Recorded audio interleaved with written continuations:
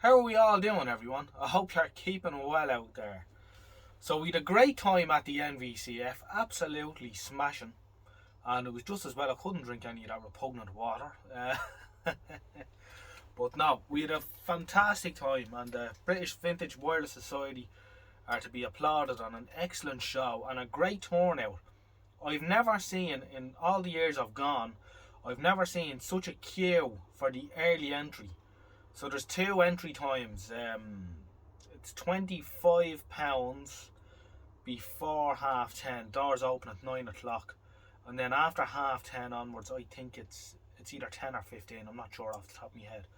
But generally, in years gone past, there wouldn't be that many people waiting for the 9 o'clock open, But there was a massive queue, so that's great, and I hope they did well, and I hope they've made plenty of money for the society, and that the show will continue on for many more years.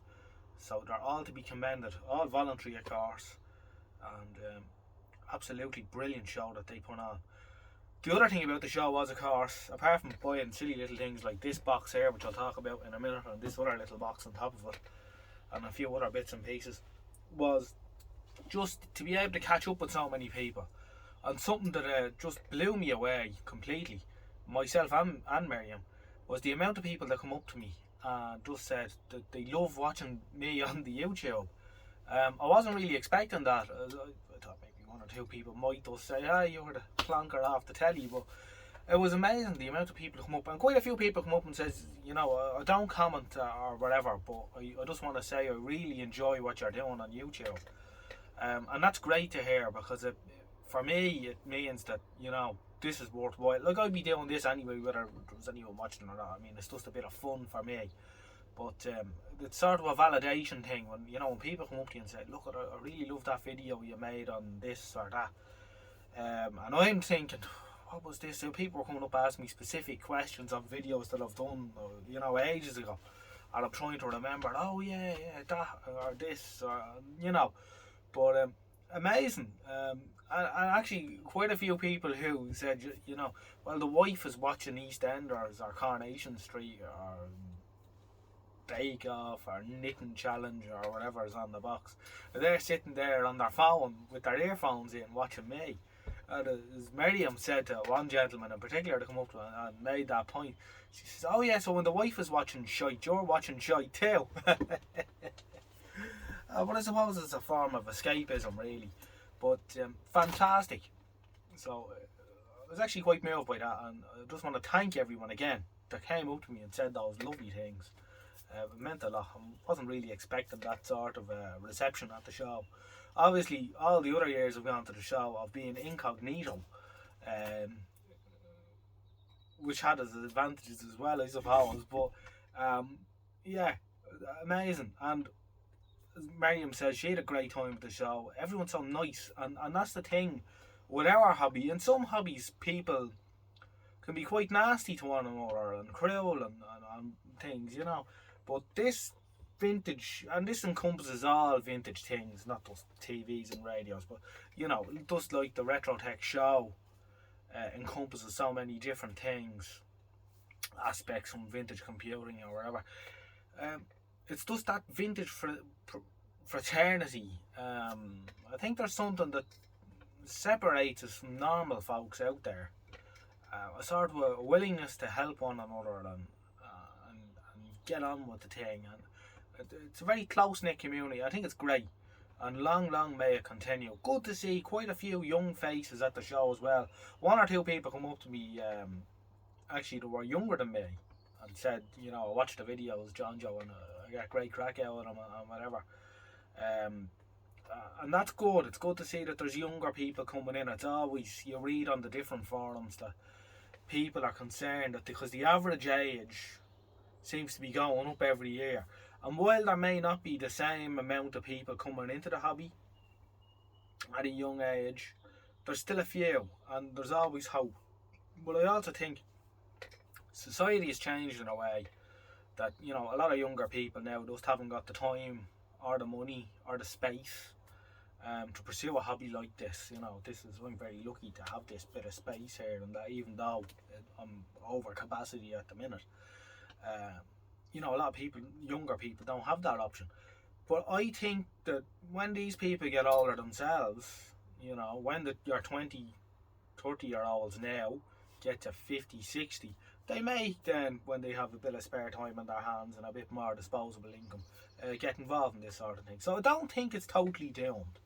In fact, I think the future is fairly optimistic, and I think we need to be looking forward optimistically. The last couple of years that we've had have been, challenging at times, and there's more challenging times going on at the moment with different things that are going on in the world. And I don't really go into detail about anything on this because, as I said, this is a form of escapism, and I think a lot of people just watch me waffling on some box or whatever for 10, 15, half an hour. It's something to do with nothing, and it's a completely different, far away thing. So I steer clear of all that kind of thing. Modern day politics and world events if I can.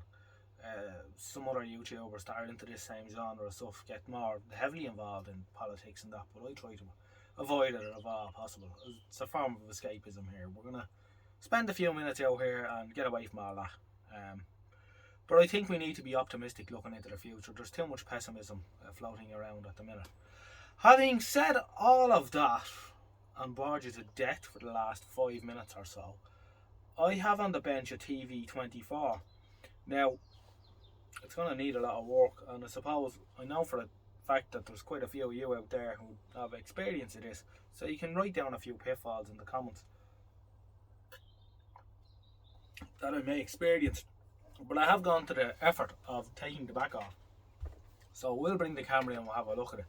The item that's sitting on the top of the TV24 though, it's a Philips multimeter from 1969, full to the neck of GTL chips. It's a digital Nixie multimeter, and I would imagine it was quite an amount of money in 1969 to have such an item on your bench.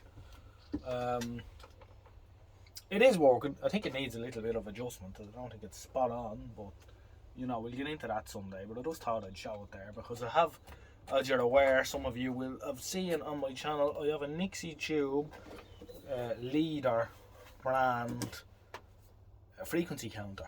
So, and it's the same size as this and everything. So I just thought the two of them would go well side by side when I get a bench cleared off with a bit more space. And space is something I'm working on at the minute. My shipping container, which I've talked about in the past, we're going to be putting racking and shelving into that soon to make, and that will get a lot of stuff up off the floor in there, and then stuff can go from here out there and so on, and we will have a lot of space all of a sudden. We're also clearing out a lot of stuff, as I've also spoken about in the past here on the channel, that when the late John closed down his shop back in 2018, we didn't have much time, and we had to just clear out the shop in sort of a hurry over the space of maybe 6 weeks. That was the shop there, and missed it is. However, yeah, we had to clear out the shop in a bit of a hurry, so a lot of the stuff I just grabbed, and everything was just thrown into boxes and thrown together. And I'm going through all that stuff now, slowly but surely. And to be quite honest, 90% of it, well, I'd say 80% of it, can go straight in the bin. But, you have a problem where you've got little drawers like this, and you have to go in through every little drawer just to make sure that there isn't something in there that you need in the future that's unobtainable. For instance, we don't need 100,000 47k 3-watt resistors. So stuff is slowly getting rid of, and spare parts for stuff that no one wants, like vacuum cleaners from 2003 and stuff. So space will be made,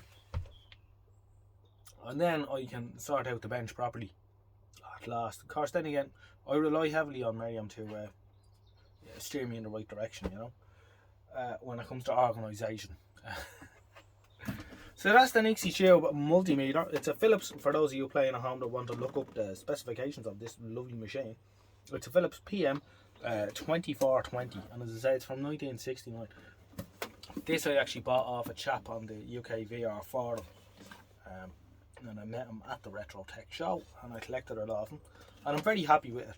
There's a full manual with this as well, which is pristine in a wrapper, and so it's nice to have that as well. So we'll have a look at that at a later day.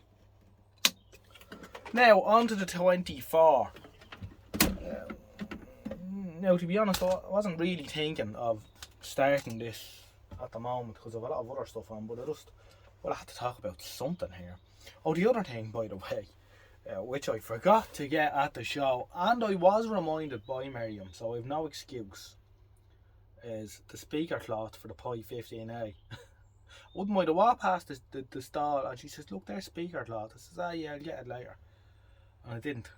And it looked like the right kind of stuff, but not to worry. I'm strongly thinking of going to Galborn, and I think the next one is in October. Galborn's in Manchester, or as Miriam has started calling it now, the Goblin Show. So we may get over there. We'll see how things pan out. I haven't said all that. Bush TV 24. Now I got this, anyone who was at the show probably walked past this a couple of times. It's in reasonable nick, nice original condition. The cabinet's really nice. I don't think it hasn't been refinished. In fact, it hasn't been done up. But she was a long runner, and I'll tell you why I say that now in a minute. She is all original. She's all wax caps or whatever. It's the early one. It's got EF91s. Now, maybe some of you don't know, so I'll tell you. This is the 12-inch version of the Bakelite Bush TV 22 that everyone goes nuts for.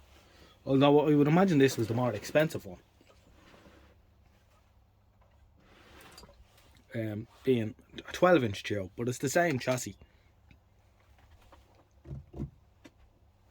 So, much like our later friend here has the 2 decks, this also has the 2 decks. Time-based decks, sound, and then this is the RF deck. Someone has broken the knob off for the tuner, so it's tuned like a permeability. I said that arseways. Tuner, and you can see here someone has tucked the knob in here. PV24. Okay. Because when we had this in the van, Miriam says, "Oh look, there's a brown envelope. I can see it through the grill in the back. Maybe it's full of 10 bob notes." But no, the 10 bob notes have been removed for safety. So this goes like that. Alright, I'm zoomed in. Alright, and then that slots over this, I think. Something like that. And then you can see, and then this spring goes on there. Maybe this makes sense. No, probably not. Like that. So that heavy spring is pushing against that all the time. And then you wind it in now, and you can see on the tag you've got 1, 2, 3, 4, 5, and they're the different channels. You know, and someone probably got a great crack out of twisting that in their youth, and then it snapped off.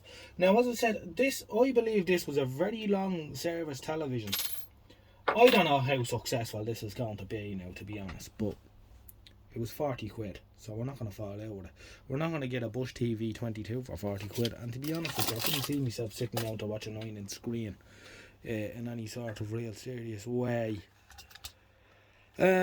What did I say? I said I believe this is a long running set. I had a long service life. Well, I'm going to tell you why now. I'm going to turn it up a little bit.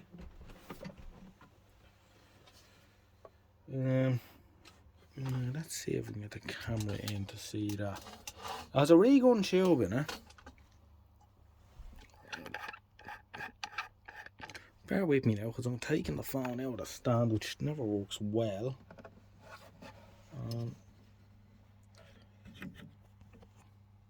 Get this to zoom in. Now, you may not be able to see this very well, however, it's a review re-gun tube. And there's nothing really funny about it. It has a 3116Z, which I believe means a straight gun tube in it.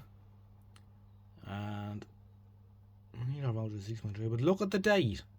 If you can see the date, it's the 24th of September 1972. Now, this would have been an old girl in 1972. And even that one would have been pushing on in 1972 for the new tube. It actually has a regun tube in it too, and it was done in 64. Oh no, sorry, I'm telling you a lie. May. Oh, it doesn't say the date on it, does it? I thought the date was on that tube. Anyway, yeah, neither here nor there. But yeah, 1972. This would have been. I think they came out in 53. So it was a 19-year-old television then, and television had moved on quite a lot. And by 1972, you know, if you wanted black and white, I mean, you could have had an A640, 19 or 23 inch, or sorry, 20 inch or 24 inch, beautiful television with black level correction and stuff like that. But I'd say some old dear, you could sort of see some old dear in North London who treasured this set and paid out a few bob to get a regun tube in it. And could have probably, if she forked out to get a regun in 72, probably watched it for another maybe up into the lows of 405. I don't know. It has all the wax caps in it. It hasn't been touched. It has rubber coated wiring in it, but it looks supple enough. It's not cracking or doing that, and it shouldn't be doing. I suppose the frame block and transformer might be a problem with this. Now, someone's going to tell me if I'm right or wrong here. This should have magnetic focusing, I'm sure. There's certainly a hole in the back for a lever, but it's missing. So, is it missing because it's a Z tube? No, I don't think so. Although it's a Z tube, it has an ion trap. So why does it have an ion trap as a straight gun? I don't know. These are things that I'll need to look into. I haven't studied into this a whole lot at all. I just wanted to put it on the bench. It wasn't my intention for me to do much with this yet. But I thought, well, it's here beside me. I'll put it on the bench. We'll have a little chat about it. Someone out there who's done a 19 or a 22 or a 24 will be able to fill me in on a few bits and pieces. So feel free. As you can see, it's in great nick though. The odd little mark on it, but nothing's too startling. Nice original television. So even as a non-working ornament, it's pretty tasty looking. Well, that's it. I've sort of said all I wanted to say about that. I also got a Bosch TV 62 for myself, which you will recall that I did a Bosch TV 62 for the Hurdy-Gurdy Radio Museum a couple of years ago here, and of course it ended up staying here far longer than I had any business staying here due to world events. And Miriam actually took quite a liking to it because it sat beside our normal TV in the living room for maybe a year, and we'd switch it on now and again. The line whistle wasn't too loud for a start, which is good, but she liked the look of it because she used to say that it reminded her of E.T. I don't know, the way E.T.'s head sticks out a bit, it sticks out and goes in like this. So we got one. So Miriam is actually going to give me, I said to her, this is, if you want, we'll get that. Of course, if you want. John wanted to get it, really, to be honest. Because I do like the look of those 62s. And it was a good price. So we're hoping that the tube will be alright. We had the partial heater cathode, or the partially shorted heater in that one, which seemed to clear itself and hasn't come back. We could run into a bit of that. And of course, frame block and transformer issues as well are known. Problematic, but other than that, there should be a fairly straightforward set to do, and the cabinet's in quite nice nick. It should polish up really well. So I said, Miriam, if you really want it, you know, we can get it, but you're gonna have to give me a hand doing it. So you might see her here for one or two videos doing that. It should be a bit of fun, but that'll be down the road. We won't be getting stuck into that yet. We've a lot of things we need to tidy up first before we get into that. including this too. So I'm not going to be just lashing straight into the 24 here just yet. But the 24, I don't have. Well, I tell you a lie. I was just about to say I don't have any round CRT sets, but that's not strictly true. I have a McMichael something or other in the container that I got years ago out of a house in, where was it? Bugger, can't remember. That's terrible. Anyway, it was down the country. It was a long bloody drive. I think it was about a 4-hour drive down there. We went down on a bank holiday. I think we went down the May bank holiday. I'm trying to think of the town where it was now. That's terrible. There was an observatory in a large house in the town. Why won't that come to my head? It had the largest telescope in the 1850s. Anyway, doesn't matter. Got this set, and it's a little sort of a console, a 12-inch tube, same as that. Yeah, McMichael 512 or something like that. Has a separate radio in the bottom, little doors that come out like this. Went into the house. The house wouldn't have been what you would describe as the most hygienic of houses. However, gave the man his money, put the TV into the back of the van, and we got about 100 yards up the road, and Miriam started coughing, and then I didn't feel too well either. And it was then that I discovered there was a horrible stench of cats. Sure enough, when I thought back, yeah, there was cats floating around your man's gift. They must have pissed into the thing for years. And then when I put it into the van, it disturbed all the piss and what have you. We had to stop in the Lidl's, and I think she emptied about 2 bottles of Febreze into it. So when I got it home, I wrapped it up in cling film, and it's been that way ever since. So that's one round tube TV I have. The other one is a B18T that I got, but I don't think it's going to be a goer. It's very rough. I know they're a good set when they're going. I think it was the first set to have flyback EHT. Anyway, I can't think of any more to say now, so I'm going to leave you and love you. I've bored you to death. Again, thank you very much to everyone who come up to me at the show. It's great meeting you all again. Of course, I met a lot of people that I've met over there over the years, and who I would know off the forum and that. And I met a lot of people that I've never met before, and you know, it's great social gathering, and we're actually counting down the days to the next one. Can't wait to get back over there. So in the meantime, I might get to the old the Goblin, the Galborn in Manchester. We'll see how working things pan out. But yeah, that's it. Thank you all for watching, and I'll catch you on the next one, whatever it'll be, whenever it'll be. Good luck for now.